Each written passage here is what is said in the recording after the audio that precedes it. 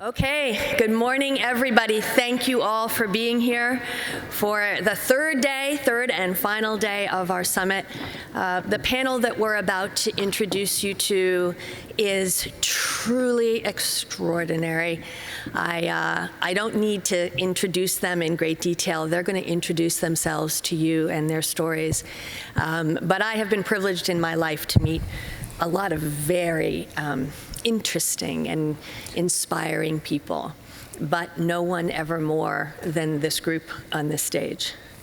And I just wanted to share with you one story from dinner last night. We've talked in this summit about the power of in-person connections, the power of individuals to make a real difference in the world. And for those of you who were here yesterday, you heard an amazing panel that Robert Rosenthal led on the work that's being done by students and others at Stanford to bring to justice those who would perpetrate crimes of violence against the Rohingya in Myanmar. And as you heard during our keynote, Alison Dorito, the special advisor on the prevention of genocide at the UN, who graciously gave all of her time, 4 days of her time, to sit here with us.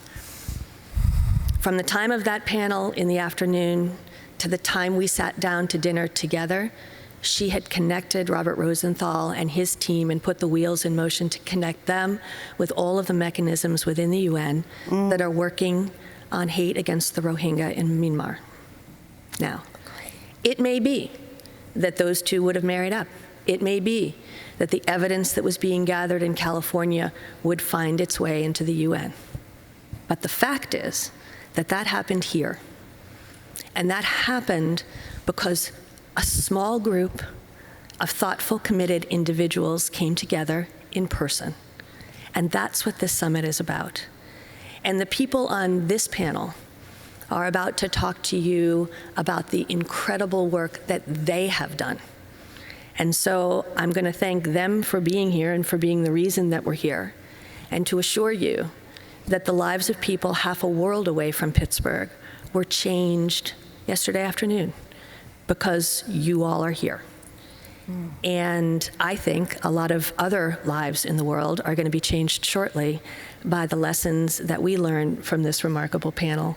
So with that, I'm going to pass it over to my wonderful partner, Shirlethia Franklin, who's going to lead this panel. Thank you, Laura. Good morning, everyone. Good morning. Okay, we're going to try that one more time because we're first. I have the responsibility of making sure each of you is awake. So let me say that again. Good morning. Good morning. All right, thank you. As Laura noted, I am Shirlethia Franklin. I'm a litigation partner in Jones State's Washington office. And I just want to thank you all for being here this morning for this panel in particular, which I've been most excited about because you are the reason all of us are here at this summit. And this panel is Seeds of Hope, how victims of hate have mobilized to deliver solutions. And I would rather say how survivors or thrivers of hate have mobilized. So I hope you all are just as excited as I am about the panel. And you know, as Laura noted, and as you saw in your program description, and I'm trying to get the next slide to come on, but this entire summit, as Laura and the planning committee was thinking through what are we doing and why are we doing this, it was inspired by these incredible individuals who have either been direct targets of hate and extremism or who have lost loved ones to acts of hate. And they've courageously transformed their own experiences into action, advocacy, and change. So I could not be more honored and privileged to share the stage with you this morning. And before each of them delve into their stories, I want to first ask you just to give a brief background as to who you are and why you're here. And I want to do something a bit differently. I don't know if we've done it yet in this panel. If you're here representing family members whose lives have been lost to these heinous acts, I want you to say their names and your introduction. So Michele, I'll start with you. Shirlethia, thank you. My name is Michele Rosenthal. Most of you heard me speak at the opening of this amazing summit. My brothers, Cecil and David Rosenthal, and Shirlethia, I thank you, that we don't talk about others, but we talk about those that we lost. So my brothers Cecil and David Rosenthal were 2 of the 11 that were murdered at the Tree of Life Synagogue. Thank you, Michele. Tanya? My name's Tanya Gersh, and I was the victim of an online troll storm by the Daily Stormer website in 2016, 2017 that has followed my family and changed us fundamentally, everything about us, and has changed me in such a way that has brought me here today to want to be part of a solution in choosing to be a activist instead of a victim. Thank you so much, Tanya. Navi? My name is Navdeep Gill. I'm from Milwaukee, Wisconsin, and I belong to the Sikh Temple of Wisconsin in Oak Creek. And on August 5th, 2012, we lost 6 of our community members when a white supremacist attacked our temple. And one of those was my uncle, Satwant Singh Kalika. Thank you, Navi. Taylor? Hi, everyone. My name is Taylor Dumpson. I'm a hate crime survivor. I was the target of a racially motivated hate crime on my first day in office and a subsequent cyber harassment campaign online by the Daily Stormer and Andrew England, much like Tanya. I'm here today as a President's Fellow for the Lawyers Committee for Civil Rights Under Law, and that's part of what I've done since then. Thank you, Taylor. Dawn and then Rick. Good morning. My name is Dawn Collins, and I am the proud mother of Lieutenant Richard W. Collins III. Richard was murdered on the campus of the University of Maryland, College Park, by a white supremacist. And I'm here to say that we are stronger together. Good morning.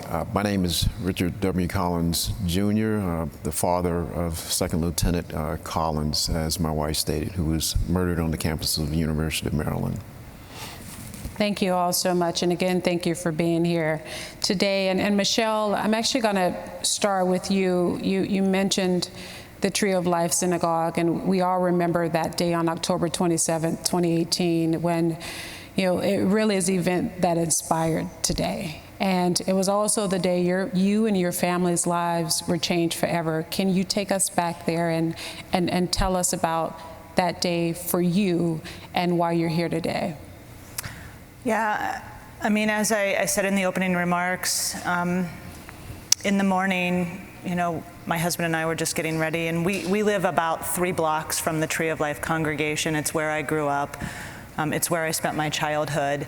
And there were lots of sirens, and my husband got the text, and I knew my brothers were there. We spent, like I said, we spent our childhood. My grandma would take my brothers and I to synagogue every Friday night and Saturday morning, and that was something that was so important in their lives. They continued after my grandma had passed, and that's where a place where they found community, and they felt loved and support, and so when we got the text, I mean, I knew, but my husband and I went inside the house, and he was like, let's just try and get some answers and, call their home to make sure that is where they were, and I did, and their caregiver said, yes, he dropped them off at the synagogue that morning. So I was thinking about the panel this morning, and these amazing people up here, and I don't feel myself that I am an activist, but I guess that morning or that day, I became one, not by choice. We were born into families, and we don't choose our families, but that day my family was thrust into 11 other families that we knew some of them a little bit, but we really didn't know each other. And as the day progressed, I will say one of the hardest things is getting answers. Is your loved one dead or alive? Are they in the hospital? And until we see these stories on the news, but until you actually, unfortunately, have to go through it, it is not what I expect. You're fighting for answers. You're fighting for yourself. You're fighting to just understand what has happened. And the support and love from not just the Jewish community, but the Pittsburgh community gets you through it. But it's a long journey, and I would say there are meeting everybody else up on stage is where you get your strength. And a few months after October 27th, some families from Parkland, from Marjorie Stoneman Douglas, came up to Pittsburgh, and to just know that you're not alone, and there are others, unfortunately, that have gone through it. That's what keeps you going. Thank you, Michele. And you mentioned that it's a long journey, and I know you and I have had a conversation over the past couple of days just about this concept of grief. And we know that grief does not have an expiration date, and there's no one-size-fits-all solution to how you process and turn grief into something else, one of action and advocacy. So can you just talk to us about your own process and what message you have for families going through similar experiences? Sure. I mean, like I said, the families didn't really know each other, and things just, there's a lot going on, and there's a lot of confusion, and you don't know which way to turn. And the families of the 11, you want answers. People are trying to do stuff for you and think they're acting in your best interest, and most people are, but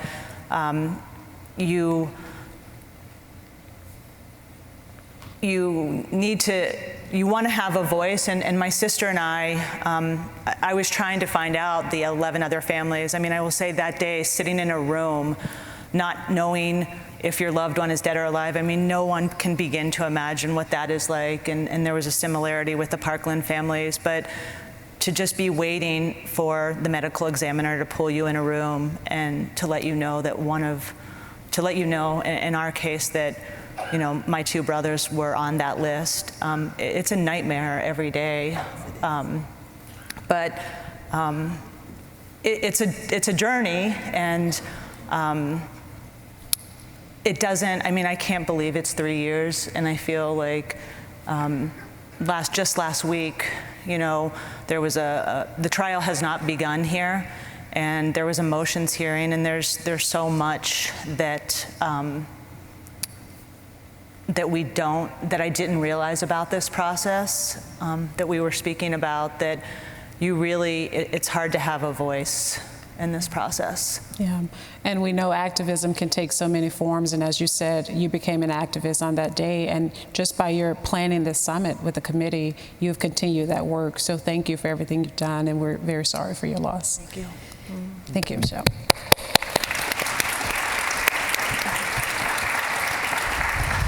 Tanya, we're going to turn it over to you now. I know many of us had an opportunity to hear your powerful story on Monday, and for those of us who didn't, can you just share a bit about your own experience with anti-Semitism? Yes, so a troll storm is the question. What is a troll storm? The internet is our world right now, right? We can't shut it off. It's our other life outside of our in-person life, and our other life is sometimes way more involved. Our internet life is our main life for so many of us right now.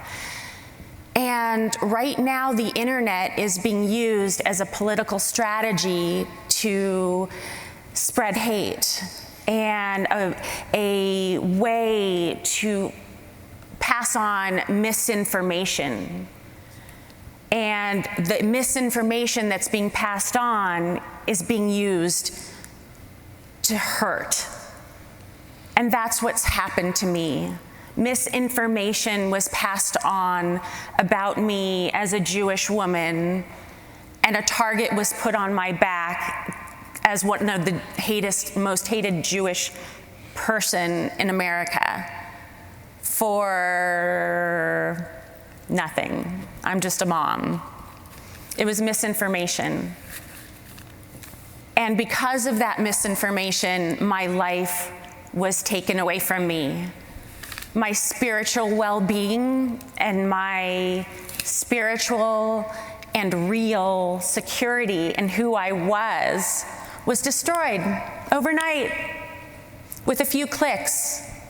In this case, it was a few clicks from 300,000 Nazis that the moment one leader said, okay, everybody, let's have an old-fashioned troll storm, they were organized enough that they could attack within hours.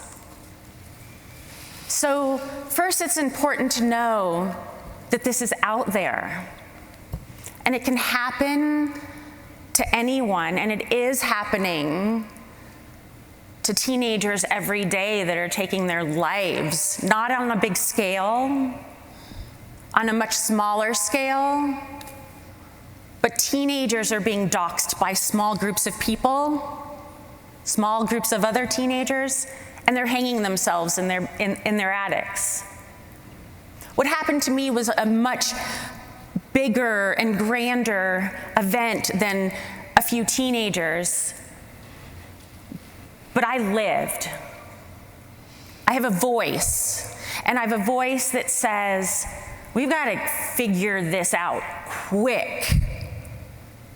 We can't let troll storms become the norm of the internet as if it's First Amendment protected. You can tell somebody all you want, I don't really like you, but when it crosses the line of hurt and pain and destroying, that needs to be remedied, and that needs to have accountability. And that's what I got a chance to do. I got a chance to hold my haters accountable. We sued, we won.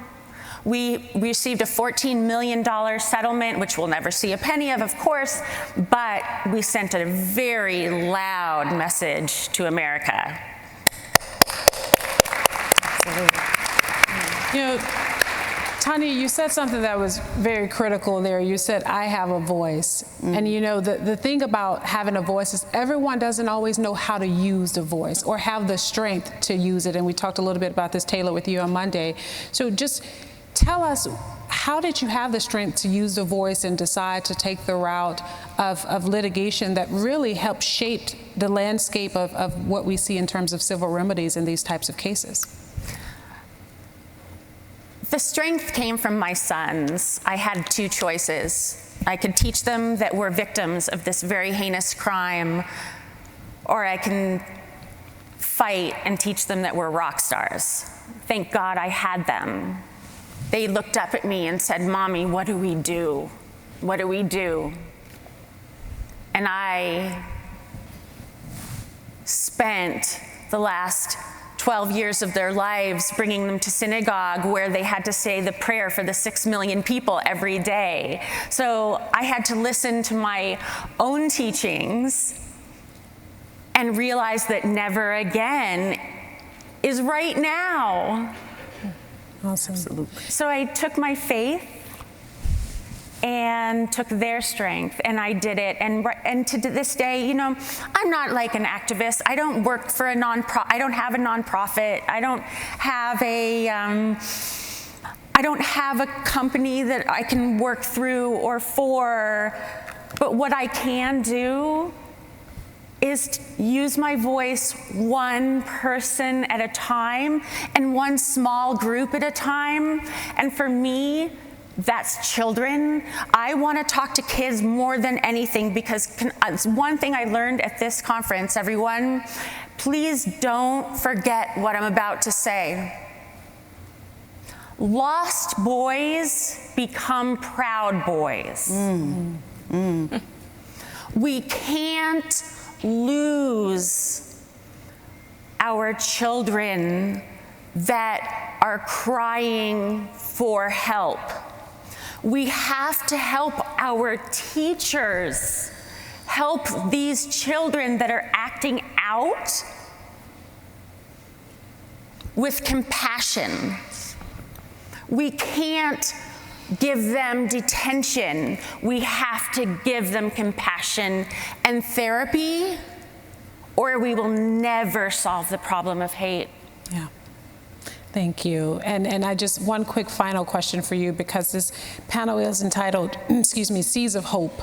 And in your story and experience really changed an entire community and how a city responds to hate. And I think it's important for everyone to hear how your small town did that.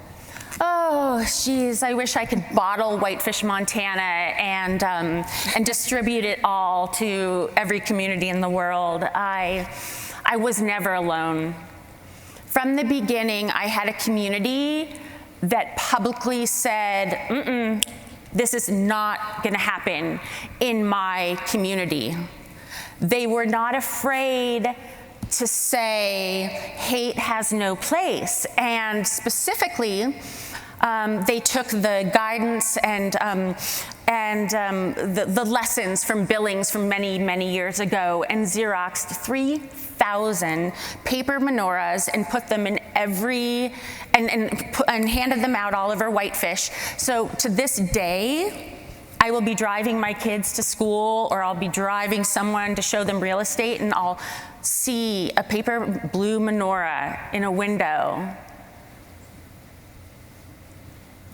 And it blows my mind. They threw a love not hate rally, a celebration of love. Instead of a protest against hate, instead of anger, they brought love. And Native American tribal leaders were there from all over Montana and talked about how we must all support one another. I'm like the token Jewish girl in my town. They didn't have to do this for me. And if it's one thing that I've learned, is that if this happens to somebody, this is not a Jewish problem. Yeah. Yes. Thank you so much, Tanya. And you're right, it's not a Jewish problem, it's a problem that we all have, and we all need to work together to solve it. And speaking of Navi, you have been one who has worked on these issues, and for whether you wanted to or not, right? And you talked briefly about what happened at the Sikh temple in Wisconsin, and it was August 2012, so some people, for those who don't know about it, can you just tell us about that event and how you got involved in this work? Yes. So first of all, thank you to Pittsburgh for having us and thinking of us at this time. I know with the 3-year anniversary coming up, it can be a very difficult time. Yes. And that is something that we understand very well. Next year will be the 10-year anniversary of what happened at the Sikh Temple of Wisconsin. On August 5th, 2012, it was a Sunday morning, and it was supposed to be regular prayer services every Sunday. And we were expecting, the typical congregation of 300 to 400 people by noon. And at 10:25 a.m., a white supremacist entered our temple and began shooting. There were 32 people inside the temple at that time. And hearing those 911 calls today is still something extremely difficult. The shooter ended up killing 6 of our community members and injuring 4. And of those 4, one of them was paralyzed and passed away last year on March 2nd. It was something that devastated our community. We never expected something of this nature to even be possible. And when it happened, we didn't know what to do. We didn't know what to expect.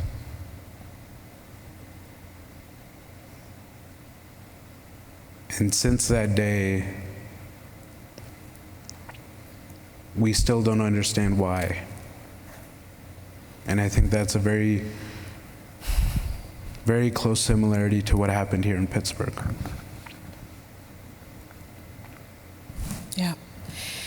And thank you for sharing that. You know, and Tanya mentioned reaching the youth, and you have chosen in your advocacy to touch the youth as a youth minister in the Sikh community. And, you know, can you tell us about that work and what are both some of the most challenging aspects and some of the most rewarding aspects? So after the shooting happened, you know, there's a generation above us, you know, our parents, our aunts, our uncles, who majority of them were all immigrants to this country. We were the first generation Americans. So not only did we feel attacked as an immigrant community, but we felt attacked as Americans. We took it upon ourselves as first generation Americans to step up, to respond, and make sure that we will do our best to keep this from happening again. We co-founded an organization called Serve to Unite, in which we worked within our Sikh community, as well as in our local community, to help those who don't know us and don't know about us, to help them understand, but as well as working on our community in healing. And out of that, we began one program very similar to what is a Big Brother, Big Sister program. We created what is the Sikh Brother, Sikh Sister program, a mentoring program within our temple that helped young teens and children understand what happened, how it happened, and what we can do. It becomes absolutely heartbreaking when a child who comes to temple and asks you, is the shooting gonna happen again? Mm-hmm. Or why it happened at all. Answers that we don't know. But answers that we strive for, and creating community preparedness to help make sure it doesn't happen again.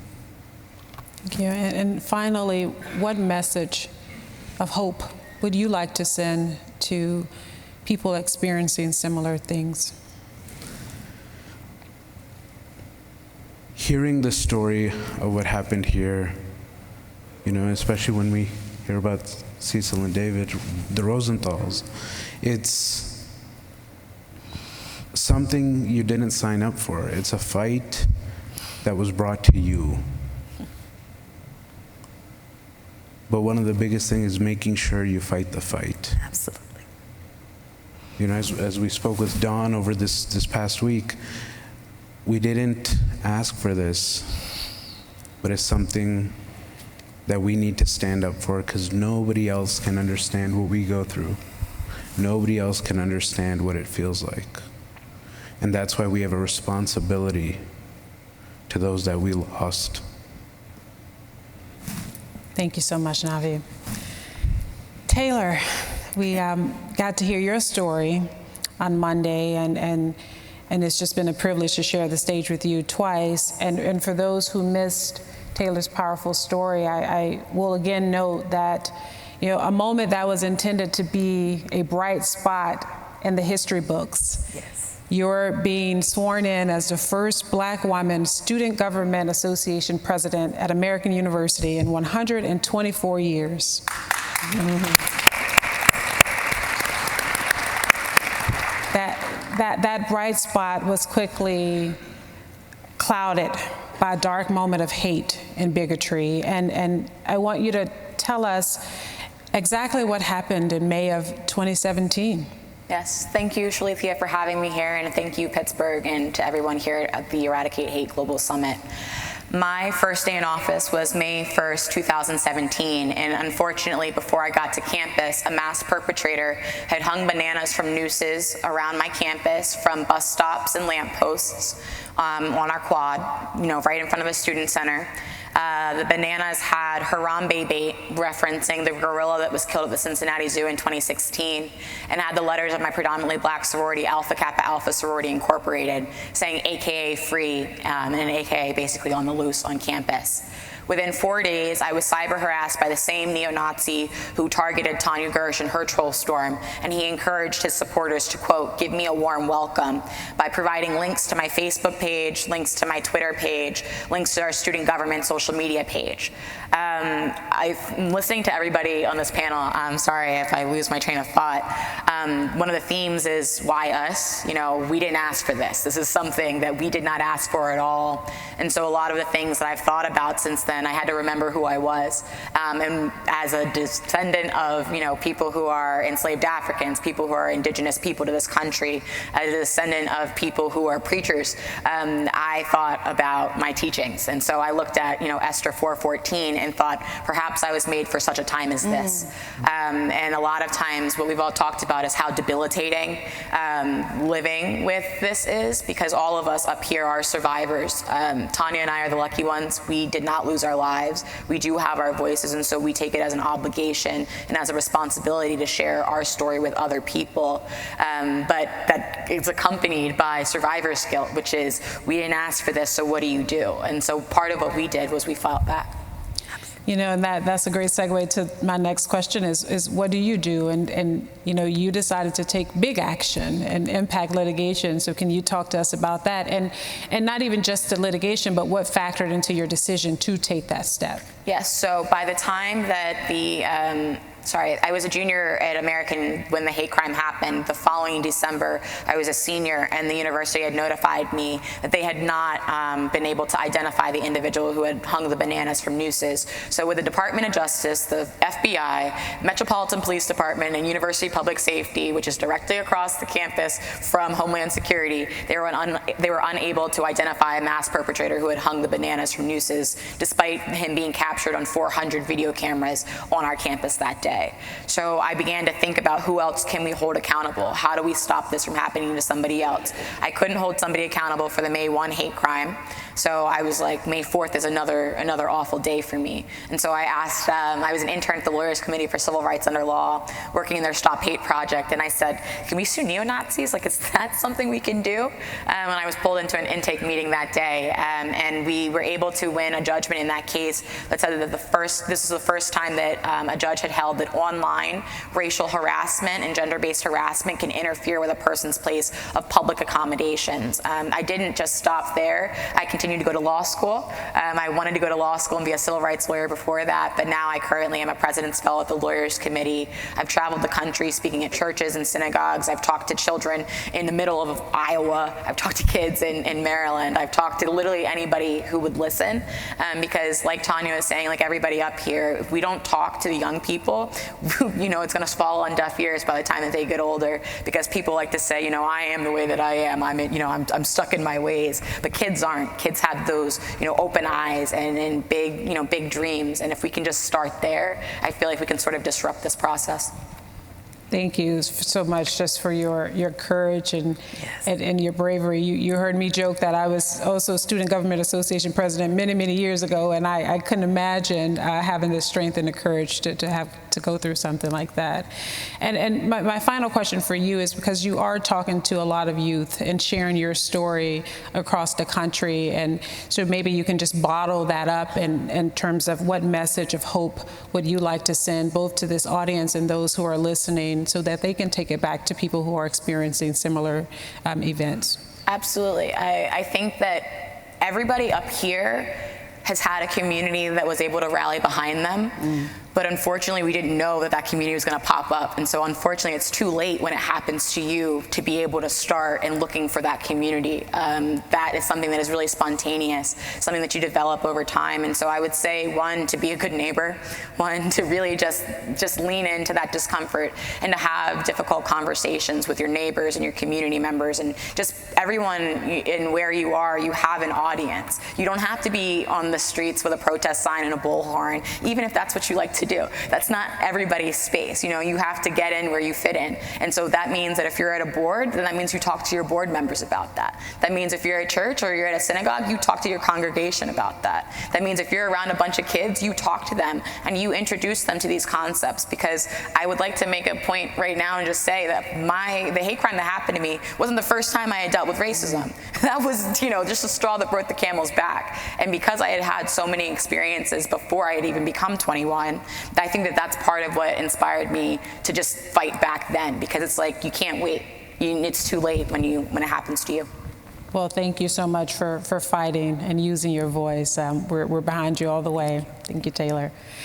All right, Don and Rick, we're gonna turn to you. Don, I saw you take a deep sigh. So having worked with Don and Rick for over 2 years, you know, you both and your families are near and dear to my heart, and I know we've been down this road before, and having these conversations. So, Don, I just want to start with you, and why don't you tell us? You told us briefly in your introduction, but tell us more about why you're here.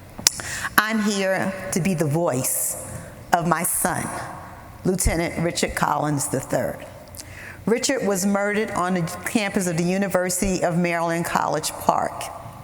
And why I'm here is because, yes, he may not be here physically, but his mom and dad, we are on the battlefield. We're not going to let anyone tell us to stop. Richard had been sworn in 2 days before as a military officer. He was on his way. He was slated to be an intel officer going to Korea to fight for this country and to represent this country.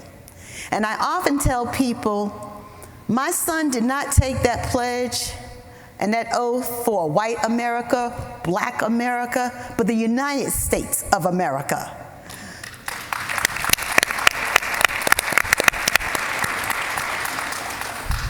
So I get upset when people tell me that I am not a patriot. I am third-generation military and proud of it. And so, Shirlethia, when you say, why are we here to fight? We had to change the hate crime law in the state of Maryland. When my son was murdered and we found the disgusting things that were on the monster's phone and on his computer, and that hate crime charge was thrown out, my husband and I said, oh no. So we mobilized. Am I an activist? No, I tell people I'm a mom with a shattered heart. And I know I cannot stop. Thank you so much, Don, and we're glad you're not stopping. And Rick, you know, I heard you say this yesterday about Richard, but who was Lieutenant Richard Collins III? Yes, thank you for asking that question, Shirlethia. He was a energetic young man, and he loved life. You know, he loved life and he loved people. Mm-hmm. He often went out of his way to help others. And one of the things that we learned on, and I learned after his death, we had the privilege of going out to various churches to speak about what had happened to us. And I recall this one story of a lady that we met at one of the churches, and she came up to me and said, I knew your son. I had met him. And I was like, oh, where did you meet him? Yeah, I met him at an event that was a group of blind kids, and he was there helping them, I guess, as part of the ROTC unit. And he was so patient, he was so kind, and he took so much time out to be with them. And this was a total surprise for me. I mean, I didn't know her and wasn't expecting her to share that story, but what that left us with is that as parents, you know, you hope to teach your children, you know, to be respectful of others and to, you know, do things and be kind to others. But you're not really sure, you know, if the lessons you're trying to teach them is taking hold. But that sort of reaffirmed that even when he was out of our sight, that he was doing those things that we would hope he would do. So that kind of, you know, touched me to have her share that story just out of the blue. Yeah. You know, one thing we've often talked about is that oftentimes when Black and brown people are killed, the media tries to search for what was wrong with that person. There must have been something bad about them, right? And we rarely hear about the young heroes and the bright futures that people had before them. So can you just tell everyone, I mean, before Richard was stabbed, he was just days away from, well, I'll let you tell the story. Yes. Well, I'm glad you said that, Shirlethia, because being the mom of a young African-American male, you hear all the things that can go wrong, all the pitfalls that can be. And so when Richard chose to go into the military, we were thrilled. And so for him to take that oath of office, swear in, to become that officer, and 2 days later he was slated to graduate, Rick and I did a sigh like, he's on his way. And never in a million years did I tell my son, do not go to the University of Maryland at College Park. I told him not to go to a lot of places, but that was not one of them. So yes, we thought he was on his way. He's going to be on that trajectory that we are so very proud of. And in a matter of seconds, it's all taken away. Yeah. Yeah.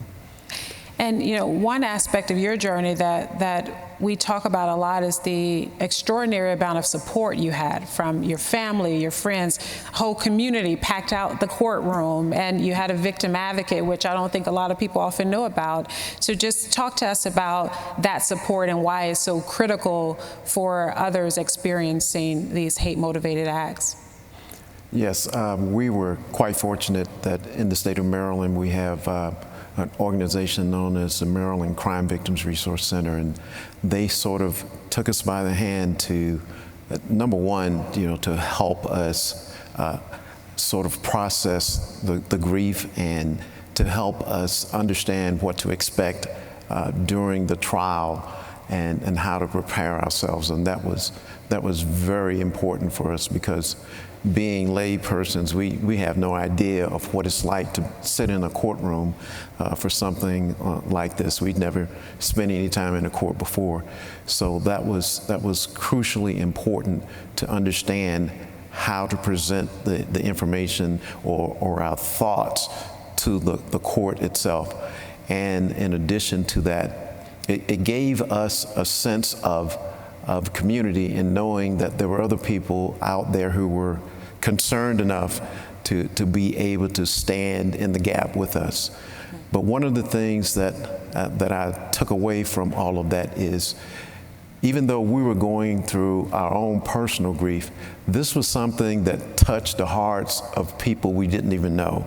And the outpouring of support that we got was strength for us to be able to endure, because as Shirlethia said, you know, there is no expiration date on the grief and the heartache.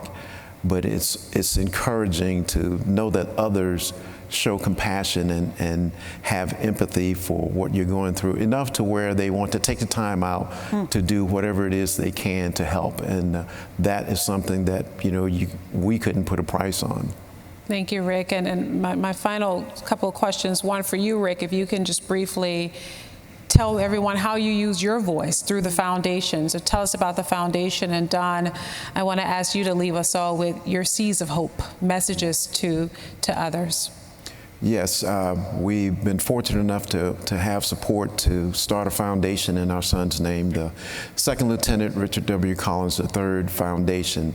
And a part of what we're about is to provide support for other young people, particularly ROTC, because that was his passion. He was truly a patriot, you know, and he was so excited about embarking on his career as an officer in the Army. And we've taken upon ourselves to be somewhat of a support group for cadets, and we've started a foundation that has begun the process of mentoring ROTC cadets between his university, Bowie State University, and the University of Maryland. And we're proud to say that we've kicked off an initiative this past September that's going to be an ongoing effort to bring the two schools together, because geographically they're only about 10 miles apart, but there was a chasm between them because the students really never had a chance to, or much of an opportunity to engage each other on a personal level. So we're real proud about that activity, as well as working with the faculties of both universities to establish a curriculum that emphasizes social justice issues. Great, thank you. And Dawn, your final message of hope you'd like to send to everyone? My final message of hope is that, again, as my husband stated, Richard believed in his military career. And when all this happened, I was like, no, we've got to do something. So I approached the presidents. Me, Don Collins, not having all the letters and alphabets behind my name, I spoke to the presidents of both of those universities and said, we have to do something together to change the trajectory. And as my husband said, one of the things that we are so very proud of is that we have cadets coming together from University of Maryland and Bowie State, and they have a week together at a place called Outward Bound, and they rely on each other for that week. And if you know anything, and I think about it, when I was in college, those bonds that you have when you're an undergraduate, they are for life. And we want those same bonds to be for these young men and women as they embark on their military career. To want to understand what it's like to hold on to someone. This is your buddy, that week that you're going to depend on that person. And we believe in that so wholeheartedly. And I say, again, with all the people on this panel, together, we can make a difference. That's a great way to end this. Thank you, Don. And Michele, Tanya, Navi, Taylor, Don, Rick, we're all just so grateful and blessed that you graced us with your presence. And if I could just sum it up with a few key themes that I heard from each of you, even starting with you, Michele, you're not alone. There's so many in this Army, and unfortunately it's an Army that no one joined voluntarily. It feels more like a draft than a voluntary enlistment, but Don, you called it a battlefield. So there are others on this battlefield, and as Navi noted, you all have a responsibility to fight the fight. And you heard Tanya and Taylor talk about, you also have that responsibility to use your voice and join in these efforts. And if we all do our part and work together, then perhaps we can turn hate into messages and actions of healing and hope. And maybe one day, just maybe, we'll have a global summit on spreading hope and love when we all like to see that day. Yes. So thank you all for joining us, and thank you again, panelists.